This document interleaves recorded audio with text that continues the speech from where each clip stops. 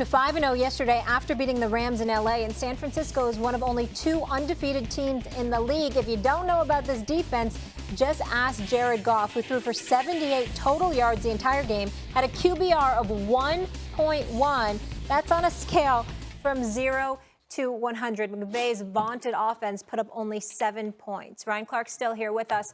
Goff did agree to a new deal, Max, before the season that pocketed him $110 million guaranteed, 27th in total QBR. Is it fair to say he's overhyped? No doubt. Look, and I was part of that because we're going on such small sample sizes now, and young quarterbacks are starting so early in their career. And it was such a marked difference with Jeff Fisher, to McVay, that halfway through last season, I looked at Goff, who was a legit MVP candidate at that point, and thought, I think one of the questions was, is he elite on this show? And I said, yeah, like right now he's performing that way, especially when you see a young quarterback performing like that. You assume the trajectory is heading in the right direction. He already looked really good. Goff has arm talent that has not been seen this season, but he was putting the ball on guys' steps, pretty passer. But what do we see when Todd Gurley has not been the same? We see that he's heavily play-action dependent. There's a difference, but when people call someone a system quarterback, Tom Brady was called that early in his career. Others have been called that who are great, even Joe Montana, right? West Coast offense. What they're really saying, when it's used pejoratively or to mean that the guy is not really great, it means that if you take him out of that system, he can no longer be good. Mm-hmm. That may apply to Jared Goff. He does not look like, independent of those other factors, he is actually a great quarterback. He looks like he's a competent quarterback who put in the right situation can succeed, but he's paid like the best quarterback in the game. Well, see, but here's where I think you're wrong. Just because you're paid doesn't mean you're hyped. There are guys who are paid to do a job. And that's what Jared Goff is in Los Angeles.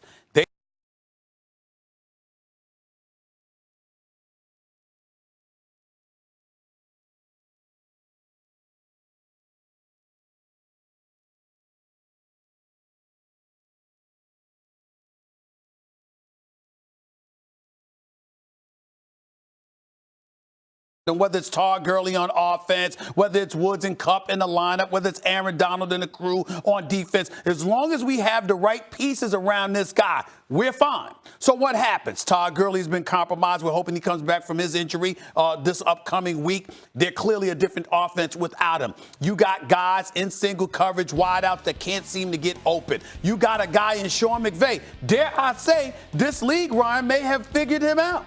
This is a guy that's been in the league for a few years now. You know what he's bringing to the table. We've been talking about the boy genius that he is because of his youth, what he's accomplished, how it's such a deviation from what we saw under Jeff Fisher. We get all of that. But is it possible that in this league, in a division with your boy Kyle Shanahan, in a division with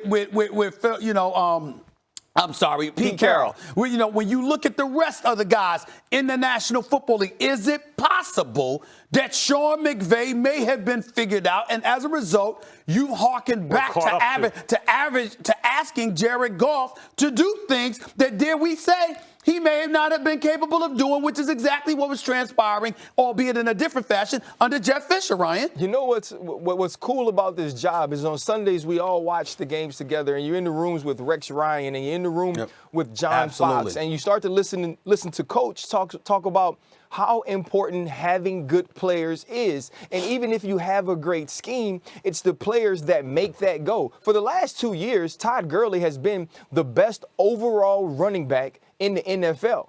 And so the play-action game to Cooper Kupp, to Brandon Cooks, to Robert Woods, those things were wide open. And it allowed Sean McVay to have the opportunity to use his schematics, his strategy, and the skill players he had outside to make easy throws for Jared Goff. On the other side of that, they had an offensive line that had great stability. They didn't have a lot of turnover on that offensive line, and they also didn't create a lot of flags, which they have been doing this year. And so this team is totally different. And now Jared Goff has to sit back there, and you look at the last 2 weeks coming into the San Francisco game, he threw a record number of passes for the Los Angeles Rams. That's not how this team was built. And then you come into this week, and the San Francisco 49ers have given up 64 points on the year. They held Baker Mayfield to only 8 completions. They come into this game against Jared Goff, and they put pressure on him. And I think what we're realizing right now is that it's not so much about Jared Goff in particular. It's about the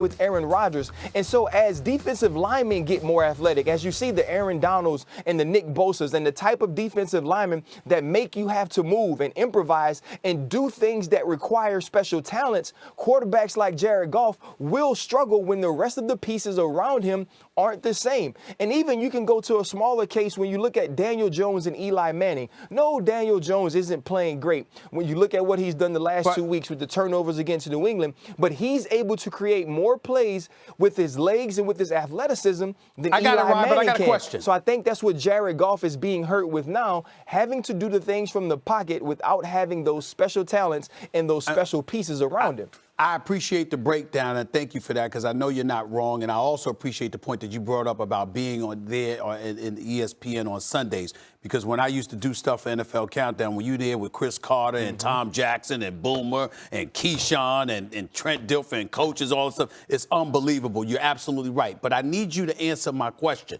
How much culpability, in light of what you're seeing from Jared Goff, do you think is fair to put on Sean McVay?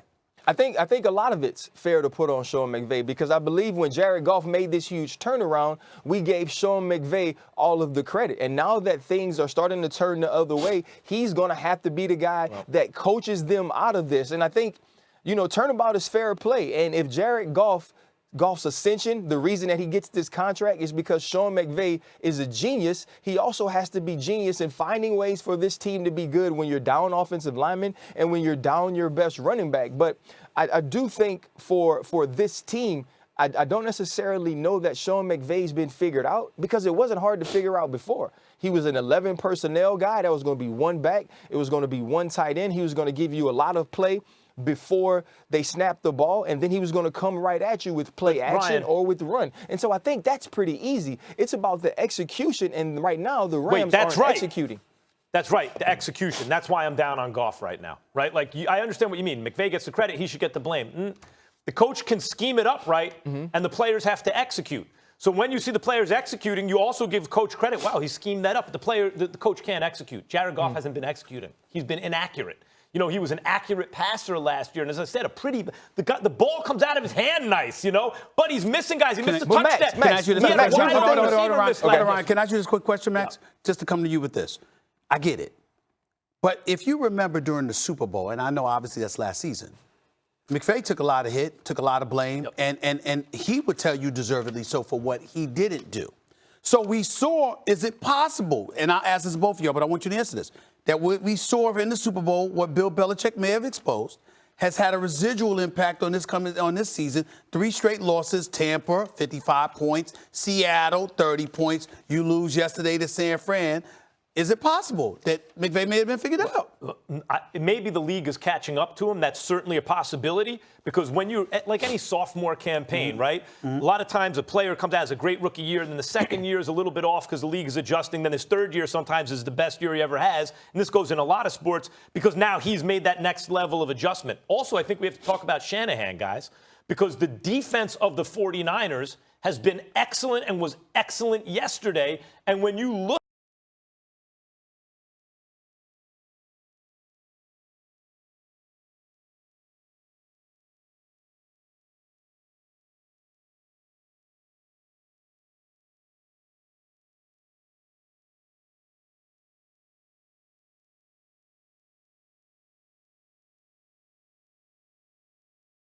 They don't run the ball, and they don't protect. All of this starts up front, just as it does for every other football team. And they have not been good on the offensive line. And I think that residual effect has affected Todd Gurley, and now it's also affected Jared Goff. And so that's where they have to fix a lot of things. Molly, I know we got to go. I must say, I got to get that blue shirt that Ryan's wearing. You like it? I like you the like blue the shirt. All blue? I do. The all blue is fine, but I'm saying the blue shirt, I don't have that. Get I you one, have man. to get that blue shirt. I have to aren't get It's your you gonna be birthday. It is your featured in birthday. GQ for Yes, fashion? yes, I am. I am. I do have an article in GQ coming out. When on is it. that coming out? mean, I don't know. I Well, mean, it's gonna be the that next shows week, you that next month. It's soon GQ is now. actually more about talent than it is actual fashion.